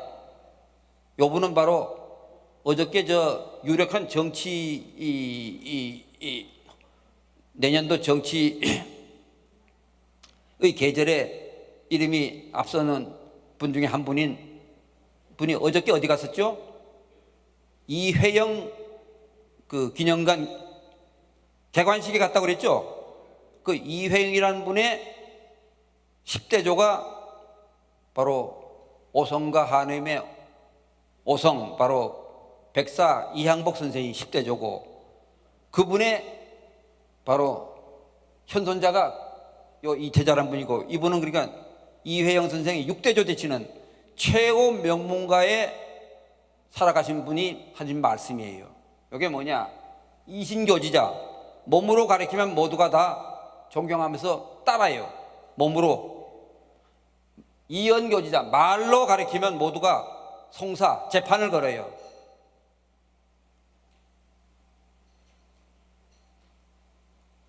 그 다음에 이제 수신제가 치국으로 첫 번째가 지금 여러분들처럼 바로 정신을 집중하는 거예요. 매 순간순간. 그리고 내가 뭐를 지금 가질 거냐보다도 나는 어떻게 지금 살아가는 존재냐 하는 것을 생각하는 삶을 살아야 되고 그 다음에 나는 나이가 들었는데 나는 이만하면 됐는데 하고 더 나아지려는 이런 관심, 특히 호기심을 이루면 안 돼요. 호기심을 가진 한 청춘이라고 그랬습니다. 제가는 뭐 부모님께 효도하고 부모님이 안 계시면은 부모님 산소도에도 자주 가야 돼요. 형제간에 우애 있고 배우자하고 자녀를 바로 인격적으로 존중을 해야 된다. 세 번째는 이제 치국인데 이 사회생활에서 뭐 큰 기업을 경영하시는 분들은 당연히 나보다는 가정보다는 조직인데 조직도 우리 회사만 생각하면 안 되죠. 요새 ESG라고 해가지고 이제 정말 얼마만큼 내가 주위와 막 지구촌의 환경까지 생각하느냐 할 때 이 뻗어나가듯이 바로 큰 가치관을 계속해서 갖도록 해야 될 거고 노력을 열심히 해가지고 성과가 나왔을 때도 자기가 독식하는 마음 자세보다는 그 덕담을 할 수 있는 그런 삶, 남을 칭찬하고 흉을 봐서는 안 된다. 우리가 조상한테 물려받은 것 중에서 제일 그 버려야 될 게 우물가 이제 빨래하면서 누구 흉 보는 얘기라고 그러는데 그건 절대 해서는 안 된다고 봅니다. 바로 우리가 제가 여기도 지금 멀리서 잘 안 보실 텐데 은악양성이라고 달고 있는데 저게 은악, 저때 악은 나쁜 게 아니고 흉허물, 남의 흉허물은 덮어주고 양선, 남의 선한 일은 드러내서 칭송을 하는 겁니다. 특히 리더의 역할은, 어른의 역할은 자기가 열심히 하는 것보다도 바로 이와 같은 칭찬을 정말 잘하는 데서 많은 것이 차이가 난다고 봅니다. 특히 육하원칙, 저건 신문기사만 육하원칙을 쓸 게 아니라 내가 칭찬을 할 때도 육하원칙에 의해서 칭찬을 할 때 사람들은 의심의 여지 없이 이해하고 받아들이고 얘기한 사람을 칭찬한다. 한번 보십시오. 누가? 여러분 밑에만 김대리가 있었다고 그래요. 김대리가 언제? 어제 점심시간에 어디서? 우리 사무실 바로 입구에서 무엇을? 저기서 우리 고객이 막 뛰어오니까는 팀장님, 저는 좀 이따가 저분 거 처리해 주고 가겠습니다. 짜장면 먹어도 됩니다. 어떻게? 그분한테 친절하게 해줘가지고 어제 오후에 그분이 고맙다고 나한테 전화도 했어. 왜? 그것이 우리 조직인의 역할 아니야? 밥 때 되면은 밥이나 먹으려고 그거 우선으로 해서 되겠어? 이렇게 여러분들이 여러분 일하는 것보다 더 아래 직원들의 그런 칭찬거리, 야단치기에 앞서서 우리 자녀들의 저런 칭찬거리를 육하원칙에 따라서 차분하게 얘기할 것 같으면은 상대방이 기분이 굉장히 좋을 거고, 지켜보는 사람도 밥 때 대해서는 나도 저렇게 해야 되겠구나. 그리고 그렇게 되면 우리 조직이 화목해지고 능률도 오를 것이고, 그 화목하고 능률을 일으킨 장본인은 나를 존경하는 마음은 새록새록 샘솟을 것이고, 가장 큰 효과는 저렇게 남을 칭찬한다는 것은 남의 장점을 보는 순간이고, 남의 장점을 보고 칭찬할 때까지 저축을 하고 그걸 얘기하고 하는 이런 과정이 바로 살아가면서 제일 행복한 세로토닌 호르몬이 도는 시간이다. 반대로 남 흉 보려고 그러면 남 단점 보는 거고, 단점을 했다가 언제 부글부글 하는 마음으로 이렇게 욕을 하면 다툼이 일어나거나 나중에 증오를 받거나 그 나중에 또 보복이 들어오기 때문에 정말 가장 잘못된 삶이 아닌가 이렇게 생각을 하면서 여러분 소중한 시간을 내셔서 보잘것없는 사람의 얘기를 들으라고 이 늦은 시간까지도 아주 두 눈을 맞추시면서 들어주신 여러분들의 제가 감동을 하면서 얘기를 하다 보니까 좀 시간이 좀 지났죠? 네. 죄송합니다. 죄송하고 제 얘기가 많이 부족할 겁니다. 들으시면서 조금 지적하실 것도 좋고 조금 더 구체적으로 아시고 싶은 것 등등 물어봐 주시면 제가 성실껏 말씀드리겠습니다.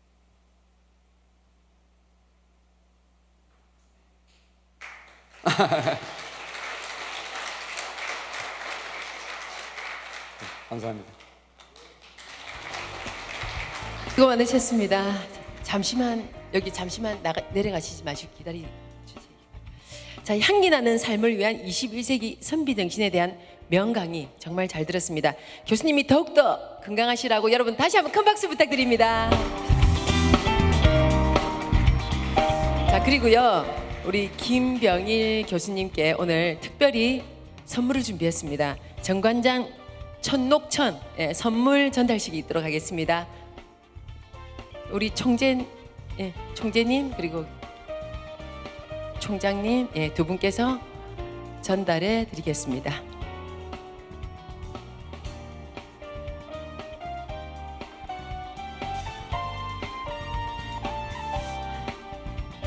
김병일 원장님, 천녹천은 뉴질랜드 청정 자연의 초원과 청해의 환경에서 스트레스를 모르고 자라는 사슴뿔, 건강한 사슴에 의해 좌우되는 녹용의 품질, 정관장, 청노천, 뉴질랜드산 녹용만으로 만든다는 것이 원칙입니다.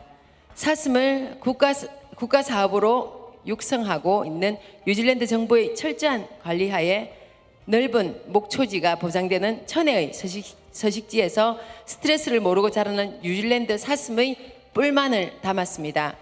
청정 녹용과 정관장 홍삼, 그리고 몸을 보호하는 또 다른 정성.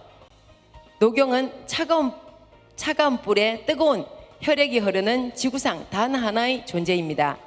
정관장, 천녹은 이렇듯 귀한 녹용의 건강 명품, 정관장의 6년근 홍삼과 몸에 좋은 원료 성분을 더해 이렇게 귀한 선물을 지금 전달해 드렸습니다. 다시 한번 강의 감사드립니다. 다시 한번 큰 박수 부탁드립니다.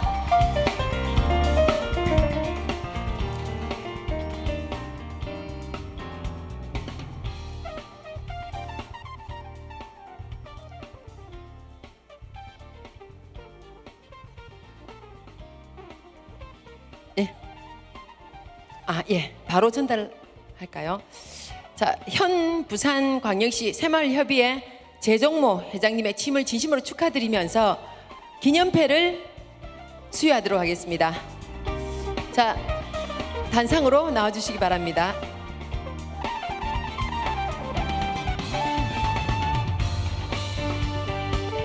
취임 기념패 부산광역시 새마을회 회장 재종모 의원님의 부산광역시 새마을회 회장으로 취임하심을 진심으로 축하드립니다. 세대 간의 단절과 불통으로 인한 각종 사회 문제 해결, 기후 위기에 따른 생명운동, 새로운 패러다임 전환으로 새마을운동이 세계 평화와 부산의 비전을 실천하는 데 적극 기여하실 것으로 믿습니다.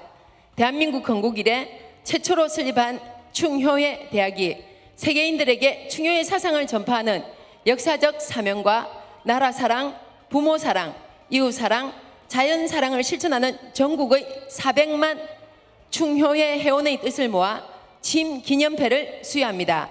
2021년 6월 10일 사단법인 충효회 대학 이사장, 사단법인 충효회 실천본부 총재 류진수. 여러분 큰 박수 부탁드립니다.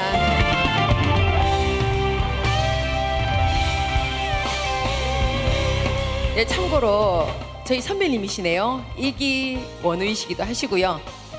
전 부산시 의회 의장이셨고요. 지금 현재는 부산시 새마을회 회장이시기도 합니다. 환영사가 준비되어 있는데 그냥 어떻게 환영사 한번 해주시면 감사드리겠습니다. 자, 다시 한번 우리 일기 선배이신 재종모 회장님께 큰 박수로.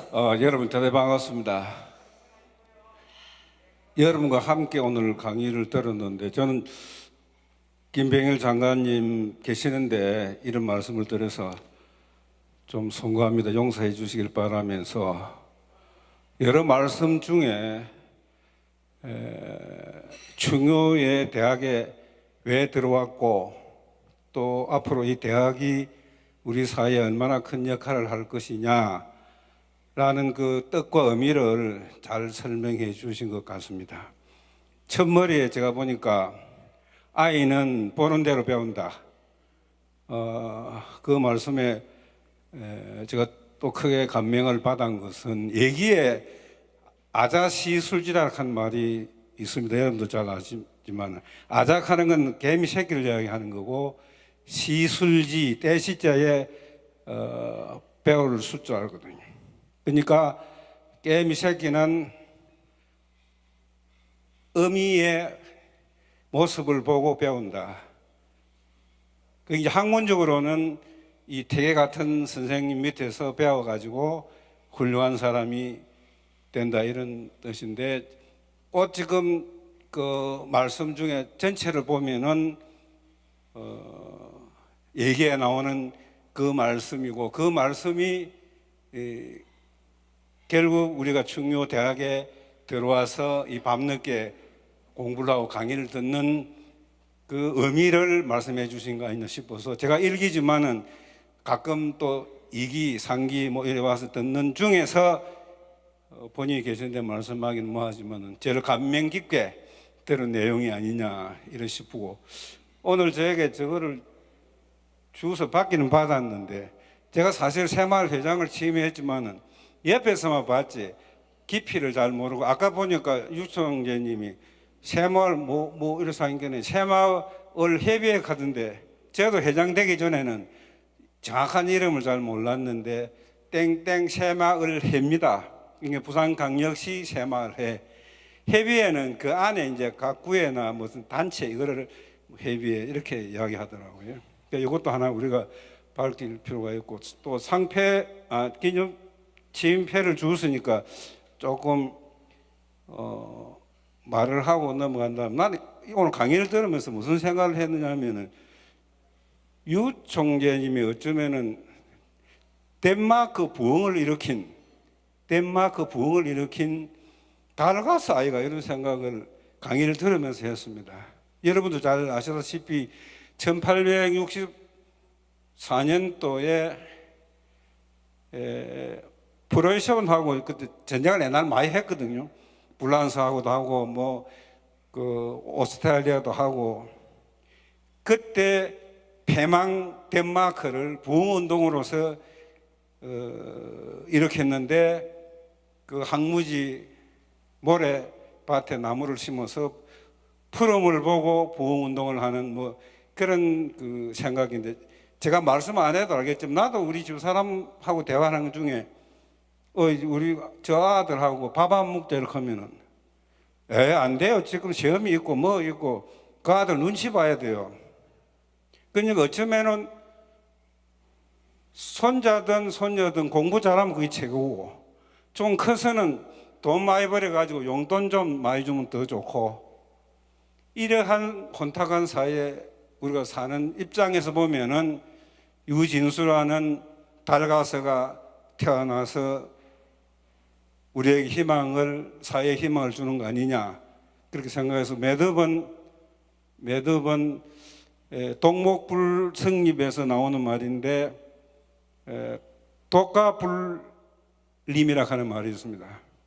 나무가지가 제목이 될 수 없고 한 나무가 숲을 이룰 수 없다 이런 말인데 유 총재 혼자서 말씀하시고 노력한다 해서 결국 증오대학이 성공할 수는 없고 유 총재님과 여러분과 함께 늘 대화하고 소통 속에서 중요대학이 발전할 수 있는 길로 가야 된다. 저는 감히 그렇게 말씀하면서 저 이야기를 마치겠습니다. 내가 나면 지금 이게 시간이 오래돼서 내가 짧게 이야기하려니까 앞뒤가 안 맞는데 말이 되는지는 모르겠지만 뭐 생각 알아서 하시고 내려가겠습니다. 마이크 감사합니다. 자, 우리 회장님, 마이크 좀 드리세요.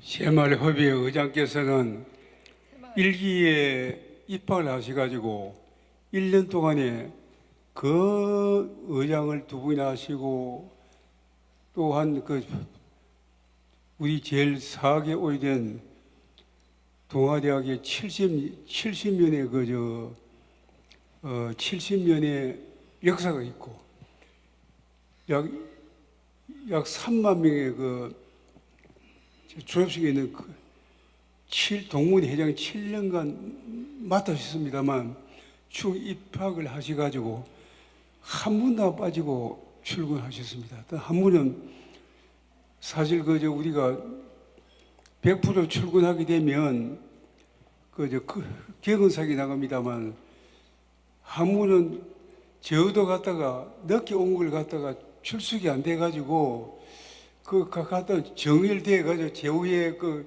6개월 후에 바빠져서 대단히 죄송합니다. 다시 한번 충효 대학에 열정을 가해주시고 또 새마을이 아까 말씀한 대로 내가 급하게 만들어서 의장님 좀 여러 가지 걸기가 좀 미흡합니다만은 새마을이 부산을 기점으로 해서 세계 평화에 세계에 큰 크게 어떤 발전한 그런 어떤 운동력을 만들어 주십시오. 그 박수 한번 쳐주십시오. 네, 우리 재종모 회장님께서 좋은 일만 가득하시기 바랍니다. 예, 새마을 협의회가 아니라 새마을회 맞지? 예, 부산의 새마을회 잘 부탁드립니다. 예, 다시 한번 큰 박수 부탁드립니다. 자, 그리고요, 우리 오늘 또 특별히 오신 분들이 계십니다. 장혁표 우리 부산대 총장님 한번 모셔보겠습니다. 자, 오늘 강의를 듣고요, 소감을 한번 들어보도록 하겠습니다. 자, 여러분 나오실 때까지 박수 부탁드립니다.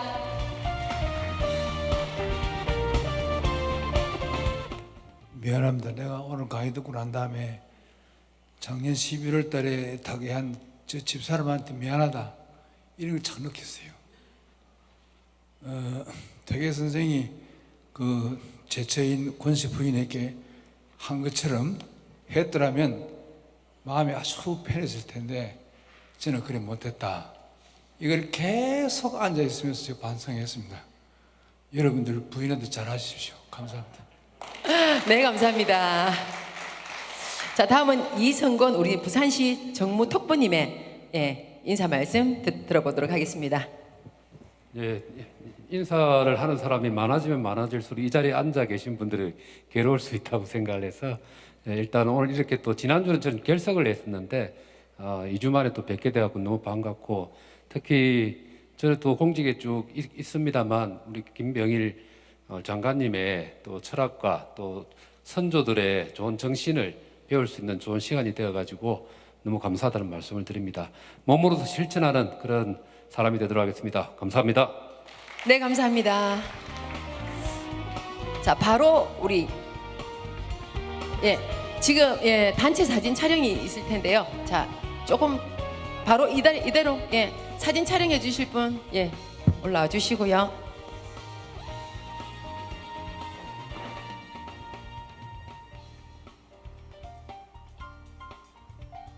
하나, 둘, 셋. 눈으로 웃어주세요.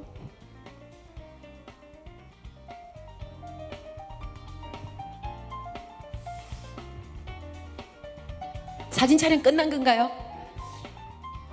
자, 그럼 바로 이제 2교시만 남았는데 시간이 한 10분 조금 더 남았네요.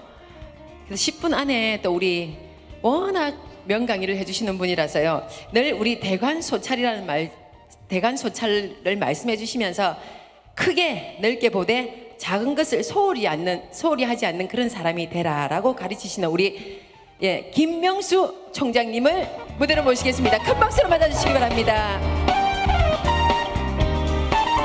자, 여러분, 그 요즘 3분 트로트가 3분을 넘기지 않고 노래하듯이 여러분, 우리 김병일 기획예산처 장관께서 오늘 멋진 특강 해주시고 서울로 가시기 위해서 가시면 여러분 박수로 환송해 주시기 바랍니다. 고맙습니다. 우리 장혁표 총장님 항상 오셔서 이렇게 좋은 말씀 해주시는 것은 3분 스피치의 예를 보여주시는 것이고, 또 우리 이성건 정무특보님 오셔서 또 좋은 말씀 해주시고, 우리 총재님 말씀하신 것처럼 우리 재종모 의장님이 사실은 한 번도 결석을 안 하셨는데 제 착오에 의해서 개근상을 못 드린 것입니다. 제가 그때 사석에서 원래 제주도의 전국 시도 의장들과 함께 제주도 세미나가 있다, 내가 거기 가야 된다 라는 말씀을 제가 듣고 가신 줄 알았는데 안 가시고 오셨는데 저는 가셨다고 생각을 해서 제 착오였습니다, 의장님. 그래서 저희가 뒤늦게 소급해서 개근상을 드렸습니다. 자, 제가 전번 시간에 말씀드렸습니다. 이제 21세기 충효의 교육에 대해서 이제 영상 그리고 웹툰을 통해서 교육을 해야 되는데 두 가지만 오늘 짧게 말씀을 드리겠습니다. 한번 넘겨줘 보세요. 이거 말고요. 자, 이렇게 백두산이라는 영화 포스터가 있습니다. 1000만 관객을 유지했었죠. 요 백두산 포스터를 가지고 우리가 충효회라는 낱말을 우리 대한민국 국민 또 청소년들에게 부각시키기 위해서 이렇게 바꿨습니다.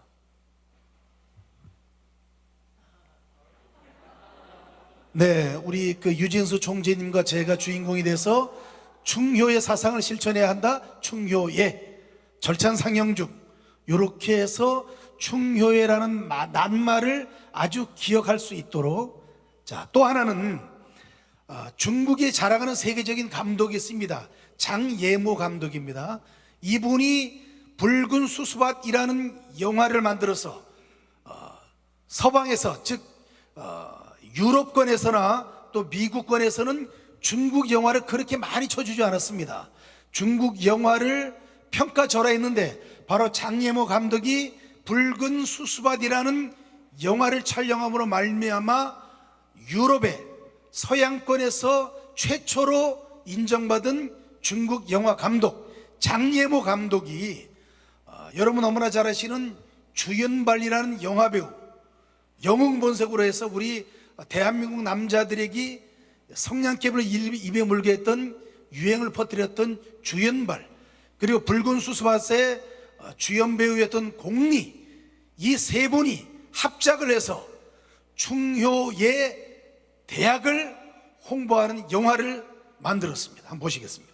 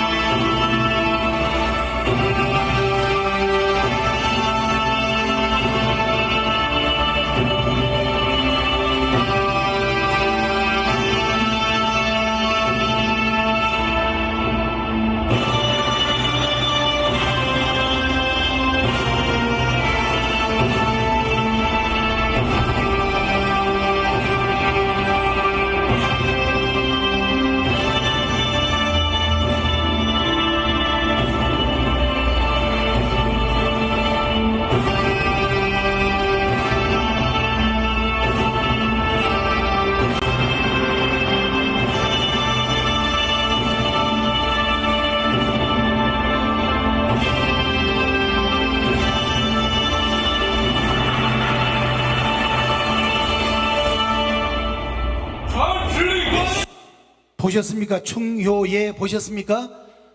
이렇게 세계적인 감독과 영화 배우들이 충효의 대학을 홍보하고 있습니다. 박수로 가결해 주시기 바랍니다. 그래서 저희가 이제 100마디의 말보다 하나의 그림, 하나의 영상이 더 효과적이고 설득력이 있다는 말씀을 드리겠습니다. 자, 학여역수라는 말이 있습니다. 학여역수. 배움이라는 것은 물줄기를 거슬러 올라가는 배를 노젓는 것과 같아. 단 한순간도 멈추면 뒤로 태워보할 수밖에 없다. 그래서 우리는 배움이라는 것은 죽을 때까지 배워야만 합니다. 어떤 학문을, 충효의 학문을 배워야만 합니다. 그래서 이렇게 학여역수가 바로 우리 충효의 대학, 충효의 교육사 3기 원우 여러분께서 해야 할 끊임없는 공부라고 생각을 합니다. 이제 다음 주 강의는 여러분이 잘 아시는 대한민국 최초의 밀리언셀러를 집필했던 소설가 김홍신 소설가 그분이 오셔서 충효예와 그리고 우리 인간이 살아가는 것에 관한 특강을 함께 하도록 하겠습니다. 여러분 오늘 귀한 시간 함께 해주신 여러분 대단히 감사합니다. 고맙습니다. 교수님 수고 많으셨습니다. 자, 장시간 동안 수고 많으셨는데요. 조금 몸이 좀 찌뿌둥하시지 않으세요? 기지개 한번 펴고 마치도록 할까요? 자, 기지개 한번 쭉 위로 펴겠습니다. 위로 쭉 으라차차차 한번 해주시기 바랍니다. 시작. 으라차차차. 자, 오른쪽으로 한번 할게요. 자, 으라차차차. 왼쪽으로 차라차차차. 자, 뒤로 한번 뒤라 차차차 하면서 어깨 한번 돌리면서 오늘 강의 모두 마치도록 하겠습니다. 수고하셨습니다.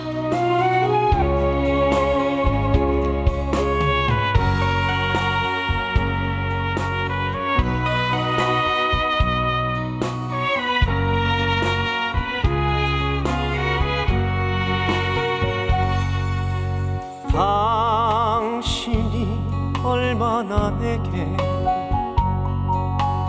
소중한 사람인지 세월이 흐르고 보니 이제 알 것 같아요. 당신이 얼마나 내게 필요한 사람인지 세월이 지나고